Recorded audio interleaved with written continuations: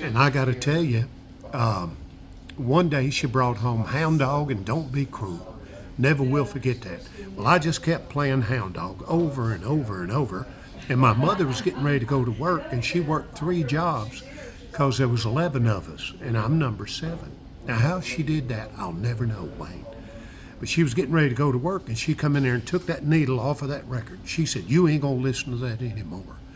And when she got in the cab and went to work, I never will forget. I turned the record over, and it was Don't Be Cruel. And I've never been the same since. That's amazing. What I've noticed about people in the music business that are involved in any way, they have a passion that grows. And just when they're thinking about quitting or going into another field, something says, don't do it. You've got to keep pushing. Whether it's 3 o'clock in the morning, I didn't get to bed early enough, ideas just flow. And I noticed during your career, another important thing that I saw was your relationship with Conway Twitty. Yes. And how much he meant to you. Tell us a little bit about you and Conway Twitty and how much he meant to you and how he took you under his wing and kind of got you started, introducing you to audiences, introducing you to songs, introducing to a public whenever they saw a young singer that had so much potential, and he said, "You know what? I'm taking this guy, I see something in him." And then what your relationship was. And you know, Wayne, that's exactly the truth. He really took me under his wings. In 1977, I was on the road with Miss Teenage America. And so one night she asked me, she was a singer as well, and she asked me if I would ride with her to the next gig. And I did. She said, "You know, Ronnie, my name is not Jessica James. I'm Kathy Twitty. I'm Conway's daughter." I said, "Really?" She said, "Yep, if you come down to the office Monday, I'll introduce you to my dad in Hendersonville, Tennessee." Well, I just lived in Portland, which is not that far, about 15 miles. So I came down, and there was Conway's. He stood up behind his desk, stuck his hand out, and he said, "Son, how would you like to open up my shows?" And I did for 8 years. So on my 29th birthday, this was a couple of years later, he came to my birthday party, and he was spinning a 45 record on his finger. And he goes, "You know what this is?" I said, "Yes, sir, it's a record." He said, "Well, the guy that did the song originally, it didn't work for him." He said, "You take it home, listen to it, and if you like it, it's yours. If you don't, I'm going to do it." I listened to it. I brought it back the next day, and I said, "Conway, I don't really like that." And he said, "All right, I'm going to do it." He did. Went to number 1. It's called "Happy Birthday, Darling." And so Conway he was always trying to give me a song to do. And one day I asked him, I said, "Conway, why do you keep trying to give me songs?" And he said, "Because I believe in you, that's why." So do I need accolades from the music industry? If Conway Twitty tells you he believes in you, that's all I need. You know, Conway was one of these guys that he deserved more credit than he got. When you're talking about a guy that had over 50 number 1 records, and Twitty knew his music. If he believed in a song, he knew it was going to be number 1, top 5, top 10. How many songs did you cut that Conway had either given to you or inspired you to do? Well, I did record one song that he gave me, but it was a gospel song, but I did it. But he also tried to give me a song, and I told him it sounded too much like Elvis. And he said, "Well, what's wrong with Elvis?" And I said, "Well, nothing. I'm just trying to get away from that, that Elvis sound. I just want to do my own thing." And he said, "All right, I'm going to give it to Eddie Raven." He did. Eddie Raven had a number 1 record with it. I tore my letter up, I couldn't even start to tell you what was written here in my heart. Oh, I want you to know I took a rainbow and sent it off in a letter to you. So I turned that one down. So Conway was always, I told every bit of this at Conway's funeral service because it's the truth. He was always trying to give me songs, shoulda, coulda, woulda. Was there any song that he gave you that you cut that became a big hit? No. According to you? Well, now, I take that back. Now, we did It's Only Make Believe twice. We did the slow version with, he wrote a talking part for us to do. And he told me to be at the studio at 2 o'clock, which I went, and it was like, and we're going to do it tonight. And he goes, you know, Ronnie, we've been buddies a long time now. And I said, yeah, but Conway, that was before you and I fell in love with the same girl. And Conway goes, well, I thought I had her there. I said, well, I thought I had her too. Looks like she done took me and you both for a ride. And he goes, hey, there she comes, walking down the street. She's walking right up to me. Looks like I done shot you down, old buddy. Wow. So we did that. And then we started off. People see us everywhere. And yeah, we did that. And then in '87, we did the up-tempo version. And my band was the Kentucky Headhunters, and we had a big record with that. Yeah, I remember whenever that song came out, I was 16, 17-year-old, and it's like, hey, it's Conway and Ronnie. Yeah, it's 1987. Oh, yeah, I remember that very well. Great sounding record. Now, I know for many years, you and DJ Fontana and Scotty Moore did And the Jordanaires. did a lot of touring on the road. You did Elvis-oriented stuff, and you did stuff individually. Tell me how your relationship came about with these two guys, because it seems like you were with them to just about the very end of their career. I was with them for about 40 years, and, you know, Elvis only lived to be 42. So I was with them pretty much as long as he was alive, and started working with them, I think, in '93. They came to a show I did in Memphis. But I met Scotty and DJ long before that. I met DJ in the 70s when he was hanging around Nashville. And you got to remember, these guys were still young. They were just in their early 40s. And I met Scotty. I was doing a thing with Charlie Pride and a bunch of artists for Music City News Awards. And somebody come to me, and it was over at Opryland, and this guy goes, hey, Scotty Moore's the engineer here, and he wants to meet you. And that's the first time I met Scotty, and I think he was only like 44, 43 then. They were still young.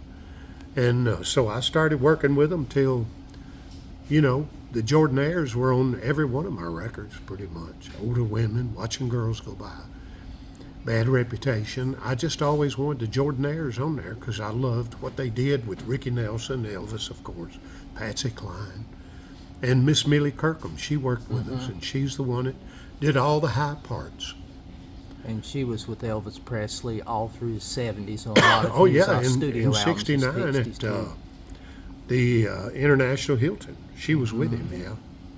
I know that, you know, she probably would have toured even more with Elvis, but she was so busy with backup vocals and everybody that she did what she could, but there's no telling how many albums she played on. Oh, yeah. She's legendary.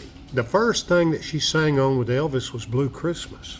And she was pregnant, and she walked into the studio, and Elvis said, somebody get this woman a chair. So that song was recorded as a joke. I don't know if you know this, because Ernest Tubb was the only person that was nice to Elvis Presley when he did the Grand Ole Opry in '54 at the Ryman. Ernest Tubb said, son, you're just different. It's okay to be different. You come over and do my Midnight Jamboree, which they did. And they wouldn't let him do That's All Right Mama on the Grand Ole Opry. They said that was too pop. Well, hell, it sounded just like Blue Moon of Kentucky. They both sounded alike. But Ernest Tubb told him, son, in the dressing room, you come over and do my Midnight Jamboree. And Elvis sent him a Christmas card till he died every year. Wow. Because Ernest was the only one that was nice to him. And that's why I put Elvis Presley up there on that painting I did at the Troubadour. And that leads me to another question. I noticed that you have been involved with paintings over the years, and you've done a lot of different artists. I know you've done Elvis, you've done George Jones, which is one of my favorites with the John Deere tractor. What got you interested in the paintings? Is it just something you woke up one day and said, you know what, I'm going to try something different. So I'm going to use this skill I've got because I think I can do this and I can kind of reach out? Or was it just something you said, I'm going to do it because I want to have something to do? Or a little bit of both? Well, I was drawing and doing some paintings in the first grade in '56. And I knew that I could draw and paint, and I just kept evolving. I never took classes. I just learned all of this myself. And I love Norman Rockwell because he painted life as we see it. He's my hero. I love Michelangelo, Leonardo da Vinci. Those are my three. I love Thomas Kincaid. I get some of the sky things that he did, and so he just painted such beautiful paintings. But I love life, as painting life as we see it. And George Jones called me and asked me to paint that, and I painted Dolly and Elvis, and I did that one for the Beach Boys. Wow. Just paint all the time. I just did that new painting because I'm on Dolly's new rock star album. And so she wrote I Dreamed About Elvis, and so that's the name of the song. It's on her rock star album. We're doing a duet, and I get my gold album next week. What is your favorite painting that you have done to this date of Well, anybody? it's in my house, hanging over the couch. It's Walt Disney at 6 years old, standing by his dreaming tree, he called it. And I get it, because that's when I first started dreaming about singing, doing art. I did the same thing at 6. And it's on the farm in Marceline, Missouri. If you could say that, then you'd say why it's my favorite painting, because I kind of relate to it. So I take it that you were around 6 years old when that burning desire came in you to want to be a singer. Actually, or I was it 3. before? 3. When I heard and I sang Your Cheating Heart by Hank Williams. Can you imagine me at 3? Your cheating heart. But that's when it hit me, at 3. What was it about that song that kind of said to you, I got to do this, I got to be involved? Because a 3-year-old, as you know, doesn't know a whole lot about them kind of songs in the background. It has to be something in the makeup and a passion and a talent that says, this is exactly what I want to be doing. And is that how you felt at that time?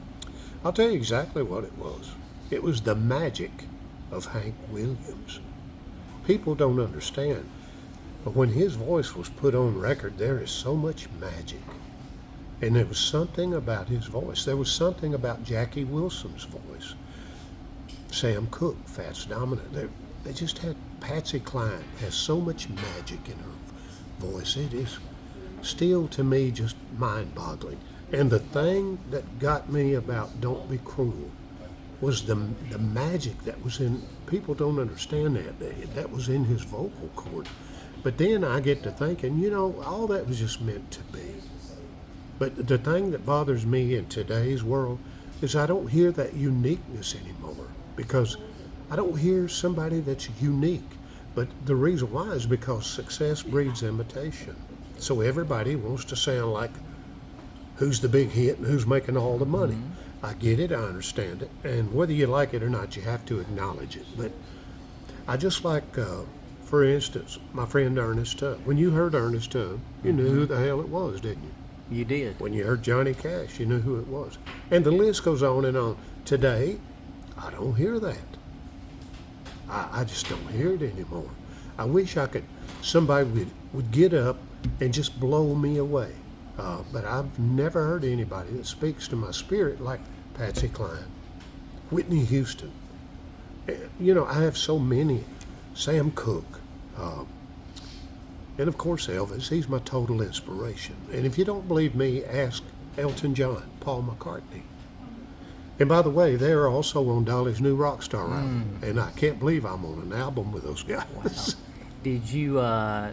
Did you have any interactions with them during this album making? Only with Dolly. Only Dolly. She and I were in the studio together. And I've got pictures of us cutting up around the microphone and having fun. You talk about the uniqueness that you had with Ernest Tubb and Johnny Cash. Mm-hmm. It seems like another thing that, and I think you would agree with this, that you don't see from these guys versus the ones today. You don't see the passion and love like it should be. It's more of a money deal. Let's make as much money as we can. They would never do what you're doing right now. No. It's like, forget that. If you don't give me $200,000, I'm not doing it. I'm not going to show up to where you say, you know what, I love it so much. If I'm 90 years old, I don't mind doing this because I got in it for the love. I didn't get in it for the money. Yeah, if you love something, money will come about, but that's not why you got into it. Am I right in saying that, Ronnie? No, you're exactly right. As a matter of fact, when I first started, we would have worked for nothing. We just loved what we did and still do. I mean, and I'm blessed and fortunate to be doing what I'm doing still to this day.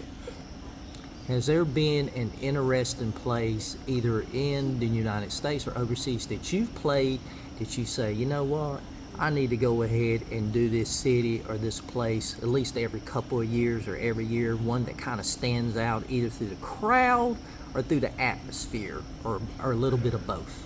You know, there's so many. The Palomino in Hollywood. I played that for years. That was just a very special place. I just played Lafayette's in Memphis. And when I got there that afternoon, people were lined up around the block. It was like going back to '77 in the King is Gone days. Wow. And then we just played a place in Minor Hill, Tennessee, and it was amazing, called Tuck's Place, out in the middle of nowhere. But the place was packed. And the list goes on and on. We just played Shipshewana, Indiana, Amish country. And that's our third trip there. It was amazing. So I have so many wonderful places that I love to perform. Also, with that being said, what are some things that you... Oh, yeah, one of the things I wanted to ask you about was, I know that you have done some voice work in a lot of the Elvis movies that they have used that.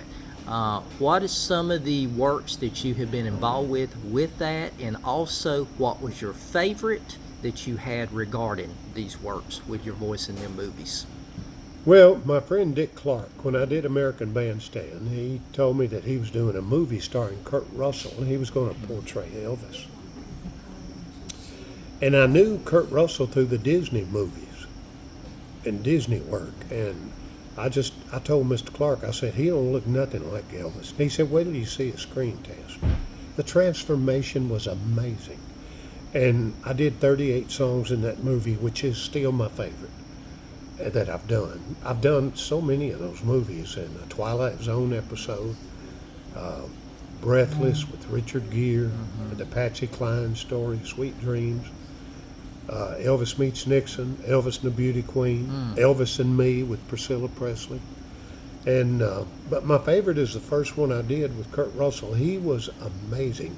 He got an Emmy for that performance, and I just saw it was Movie of the Year, and it reached 42 million people in '78. It was amazing. Wow. And everybody thought it was Elvis singing, but when I listened to it, Wayne, I don't mean this in any way, but when I listen to me doing that, it just sounds like Ronnie McDowell trying to sound like Elvis to me. Right. But apparently I fooled everybody enough where they kept using me in all these movies, but you know, we're all individuals. There's nobody that sounds like Elvis. You know, we might get close, but Elvis was Elvis. I'm Ronnie McDowell. If you listen to Older Women Make Better Lovers, it sounds like Ronnie McDowell. Or Watching Girls Go By. But that's what I always wanted. But one day, I hope they do a film about this guy, and I'm going to be his voice. You ready? I said, hello, darling, because I love Louis Armstrong. What a unique voice that was. You'll never hear another voice like that. That is so very true. The Austin Butler movie that was recently done about Elvis Presley, have you seen it? And then number two, do you feel that it's very accurate of Elvis Presley's portrayal? Because so many movies are not. They're sensationalized. Is this one closer to being the truth of Elvis, or is it just another movie that's sensationalized just to get ratings? What's your opinion of that? Well, my opinion, first of all, the boy did a wonderful job. I thought he did great.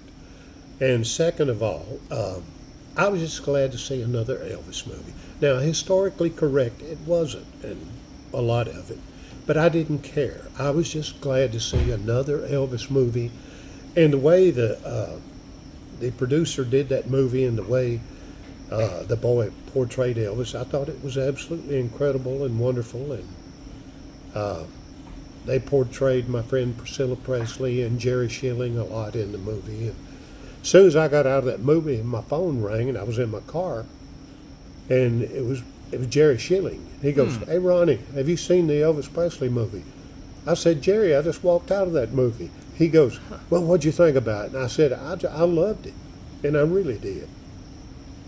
I haven't seen the movie yet. I've you'll seen love it. bits and pieces of it, because you see so many of Elvis's movies and you wonder how close they are to how Elvis Presley was, because so much about his life a lot of people don't know. They don't know about his generosity. They don't know about the different things he did. Right. And I know your career has just been a lengthy one. Me as a teenager, all I wanted when I was coming up for Christmas was albums. And Daddy, being Santa Claus, brought me a lot of different ones, and in that batch was Ronnie Mcdowell. I had Really? 3 albums of yours that introduced me to you, older women, watching girls go by. So I got to know a lot of your songs at about 14, 15-year-old. He would not allow me to have Conway Twitty. He said, Conway Twitty, no, he's this. And I'm there saying, you heard Ronnie Mcdowell's? So I said, well, if I can't hear Conway, I'm going to listen to Ronnie. Oh, well, I great. loved your music. Well, and I thank you, kept Wayne. up with you on the charts, and I said, you know what, this guy's good. Maybe Thank you. one day I'll get to meet him.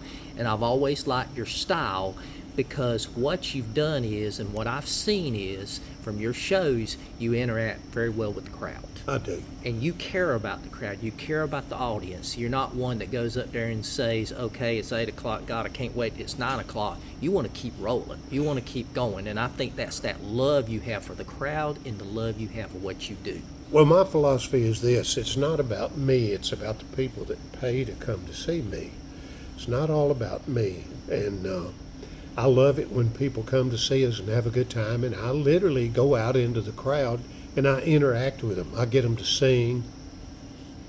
I try to make them laugh. Sometimes I get them where they dance and just, be a part of what I'm doing. And a lot of people forget this is called the entertainment business. Mm-hmm. If I go to a show, I want somebody to entertain me. If they just stand up there and sing their records, I can listen to that on my phone or a record player. But I want to be entertained too. So that is my whole philosophy, that this is called show business. Mm-hmm. And you got to take care of the show and the business part of it. So what is your favorite song, Ronnie, that if you had to get your top 2 or 3 songs that you record that are your songs, what would they be and why would they be your favorites? Well, I can tell you that right quick.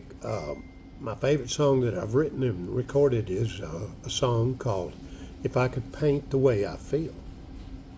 And it's, since I'm a painter, and I was with a friend of mine at her restaurant in my hometown of Portland, Miss Wanda Collins, and beautiful day. And I said, Miss Wanda, how you doing? She said, Ronnie, had the window open this morning, sunshine was coming through, the birds were singing. She said, well, if I could just paint the way I feel. I said, Wanda, did you just make that up? She goes, what? And I said, what you just said. She goes, I most certainly did, from my heart. I said, that's the best line I've ever heard for a song. I wrote it, and it is my most requested song, Wayne. If I could paint the way I feel. That is it. I'll never write anything else that speaks to me like that song. I know there's probably been times, Ronnie, over your career that you have been in the bed fast asleep, and probably at 12 or 1 o'clock in the morning, idea came into your head. You got up and you started jotting down. Many times. Name me 2 songs you did like that, where it was 12 or 1 in the morning, whatever time it was, and you said to yourself, I have got to jot this line down. This is great. Even though I'm tired, there's something special about that. What would that have been, or what song would that have been that you can recall? Well, that list goes on and on, where you'll be writing a song in your sleep. You wake up and you go, man, I got to write that down. I gotta have my phone so I can sing it in my phone and not forget the melody. And there's been so many that I've done like that. For an example, I will tell you, watching girls go by. All tied up. Well, I'm all tied up, and my favorite line in that came to me in my sleep. This is crazy. Houdini couldn't pull us apart. That's my favorite line. So yeah, I mean, but that happens a lot because in your dreams, if you're a songwriter, and I've been writing songs since '72 when I got out of Vietnam. Started writing songs. Had a song recorded by Jeannie Seeley, Wilburn Brothers, Billy Walker, Porter Wagner, George Strait. I mean, the list goes on and on. I've written songs for everybody and his uncle, and I still do. And the reason I say that, because a lot of times, even though I'm not a singer, I'm involved on the opposite side. I could be sitting there at 11 or 12 o'clock, and it seems like the later it gets, the more the ideas pour out. And I have to write it down. It seems like they won't pour out during the day, but from 11 p.m. on, they start pouring out. They start coming, and it's like, my God, I'm going to have to go ahead and do something about this. Make a note of it. And it could be 1 o'clock in the afternoon, can't get nothing to happen, and I'm just wondering, does that happen to you as well? Yeah. Many, many times, again, just over and over again. So you're exactly right. You sound like you get a lot of inspiration from different, just everywhere, like me.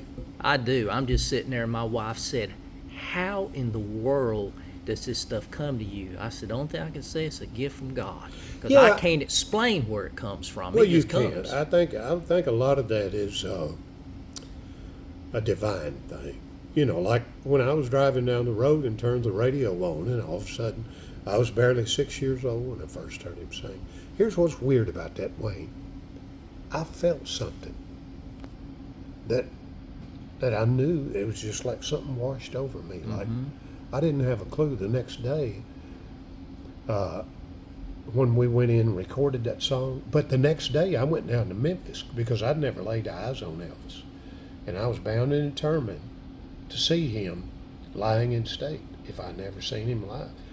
I stood in line from 8:30 to 5 o'clock. I got from here to that wall, and they shut the gates. I didn't get in. So people started rioting. You would have had to have been there. It was hundreds of thousands of people. And I thought, I don't want no part of this. So I got in my car and went back to Nashville, walked into the Scorpion record office where I was signed as a writer. And this guy was standing there, and Lee Morgan was his name. He said, Ronnie, let's do a tribute to Elvis. And I said, Lee, I ain't wearing no jumpsuit. He said, that ain't what I'm talking about. Listen to this song. So I listened to what he wrote. I said, well, man, listen to what I wrote. So we took my talking part and put it with his singing part, and there was The King Is Gone. That's amazing. I know my story was probably one of the strangest. I was 7 years old. Yeah. I was at my grandfather's house. My mom walks in. She said, guess who died today? She told my grandfather, said Elvis Presley. I dropped my toy, and that changed my whole life. I said, Elvis Presley? Who is Elvis Presley? I seen this guy with a cape the next couple of days. I said, I don't know who it is, but I know where I'm going to be involved somehow in this business. And from that moment on, all I ever wanted for Christmas was albums of Elvis and other people. High school, I listened to the charts. I kept doing that. I said an internship working for Arena, moved down to Myrtle Beach, started working for the theaters, and it got me started, and that passion just grew and grew and grew, and everyone thought, something's wrong with our son.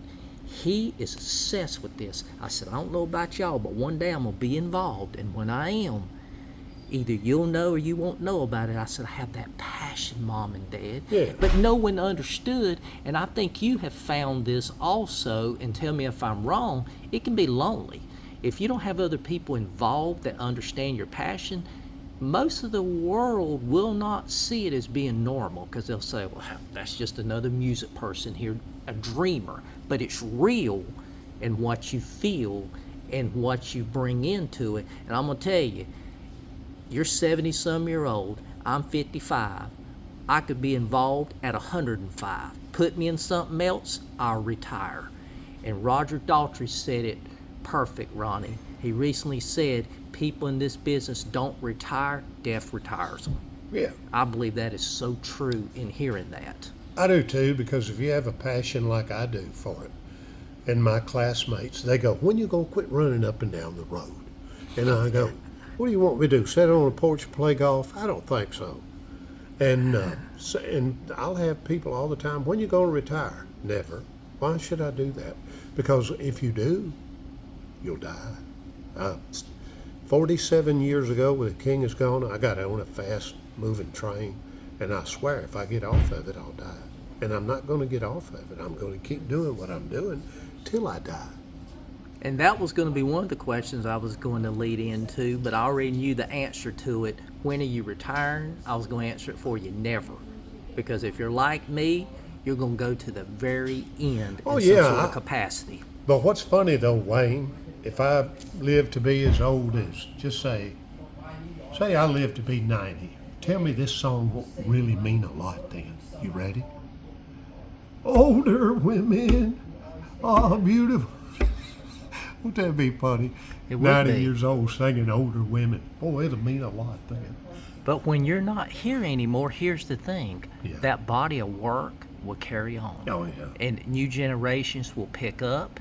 And my wife just recently told me, I said I wanted to write a book. Yeah. And when I was doing this, she said, this is going to be your book right here. Yeah. And I told her, I said, you know what? You're probably right. I said, the thing about it is, honey, I have a passion. I said, I respect all these people. I said, I get along with them more than I do my own neighbors. Yeah. And really I do, because I understand the passion you have and the rest of them have. Yeah. And it's like, well, hey, I know what they're feeling. I know what they're going through. I know that feeling. Right. I've had it for almost 50 years. And, you know, this idea about going over there and getting started doing what I'm doing right now just recently happened of a passion. A burning desire came in, a divine thing. Oh, yeah. And it's almost like, you need to do this. I said, I can't do it. I'm not Barbara Walters. I understand that. How'd you find out I was here today? Well, I went to your schedule, and I yeah. know that you do some residencies at Texas when I'm not Troubadour. on the road, yeah. Yeah, and I said he does just like Jay Leno, sort of like preparation, so when he's out there keeping things fresh. Oh, yeah. And I knew during COVID you did it as well. Oh, yeah. I mean, and that really was about the only way to keep things going when it was up there. And I seen some of your live stream that you had during COVID. You had just as much of a passion with 20 people as you had with 1,000. You just wanted to perform, and you wanted to feel connected to a crowd and still have that going. And a lot of artists would not do anything unless they were paid $250,000. So they kind of stayed out, and that's wrong. That right there told us pretty much. Well, they don't have as much passion as me then. I mean, you had a lot more passion. I said to myself, I said, he is one of the few people that did not let this thing put him down, and he wanted to give back. And you know what? I'm thankful you did, because that tells me the type of artist you are versus some of the ones I've seen. Because when things kind of got better, you've seen a lot of artists come out and say, now I'm going to get back to performing to amphitheaters. Well, when you're getting $250,000, that's easy. Where were you when the people were asking for you? Why didn't you go ahead and work something out? So I lost respect for a lot of them. I didn't have much from the start for them because I didn't feel like they were real. And people like you kind of showed me. And I knew you were that type of person. I said, you know what? He just loves what he's doing. Oh, yeah. And he just loved it. Well, I'm still hanging out. And, I mean, who in the world would have ever thought I'd be on her new Rockstar album? Still to this day, I'm like, what am I doing on an album with a Beatle and Judas Priest and Fleetwood Mac, Leonard Skinner, Elton John? Wow. But think about this, Wayne. I am. And nobody can take that away from No me. one can take that away, and that'll be something you can go and you can say, not only did I make it, but I was around some of the greatest people that ever lived and did music in my career. And you can truly say that you never could imagine this from being a 3-year-old to where you are right now at that level. You probably said, I'll be involved, but you probably wouldn't have had Dolly in your mind or other people. And the people that you've met and you've worked with, they can't take that body of work away. Even after you're gone, it'll still be in recorded memory. Your voice will be out there. Your paintings will be out there. And that is what'll live forever, way past you yourself when you're gone. Way past when I'm gone, they'll see the different things and they'll say, you know what, he ain't here no more, but look at what he left. Look at the passion that he left. That's right. And that's one of the things that I wanted to start this, because I wanted people to look at people such as yourself and say, this is a guy that spent so much time being out there and doing what he's doing.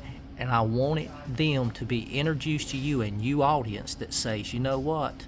Take a look at Ronnie Mcdowell. Take a look at this body of work that he did years ago compared to what you're listening to, and look at what you've got, because this is the real deal. And I want people to respect people that have paved the way. And you're one of them people that paved the way.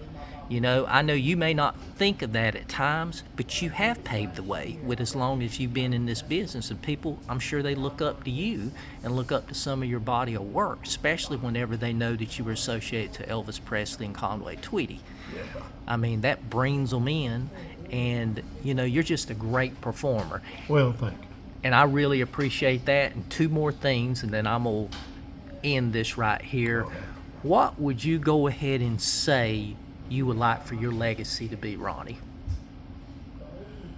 Well, you know, the main thing is that I'm a good dad. That's the bottom line. A good daddy. And as far as the music goes, is that I've done the music that I wanted to do, and that was it. It doesn't matter if I was on Epic or Curb. I just re-signed with Curb, Mike Curb, last year, and that's, you know, pretty good to be 74 and re-sign with a record label. But I've been with Mike Curb since '84. But I just re-signed with him last year, so I have a duet album that's coming out. It's all the duets I've done.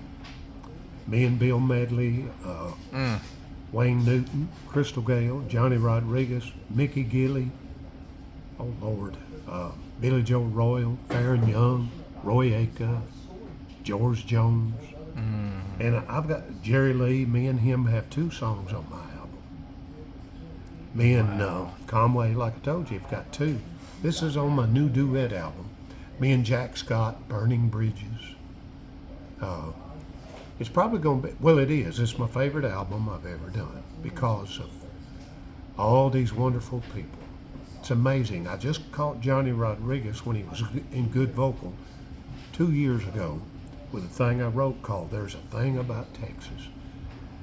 And then, just before he died, one of my best friends in the world, Mickey Gilley, I wrote a song called Looking Back at Me.